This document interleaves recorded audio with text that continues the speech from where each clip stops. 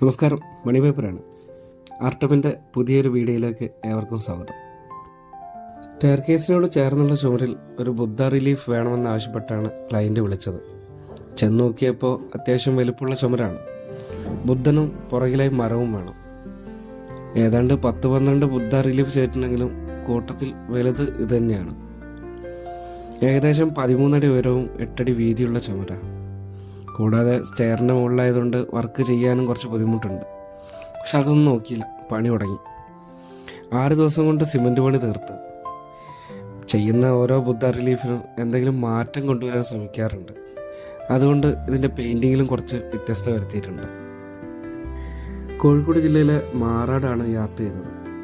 Beypore port ഓഫീസിൽ ജോലി ചെയ്യുന്ന ദീപ എന്നിവരുടെ വീടാണ്. പണി മുഴുവൻ തീർത്ത് കഴിഞ്ഞപ്പോൾ അവരും ഒത്തിരി ഹാപ്പിയായി.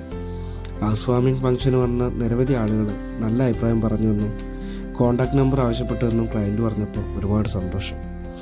നമ്മൾ ചെയ്തൊരു സൃഷ്ടി ആളുകൾ കണ്ടിഷ്ടപ്പെട്ട് നല്ലത് പറയുന്നത് മുൻപോട്ടുള്ള യാത്രയ്ക്ക് എന്നും ഊർജ്ജമാണ്.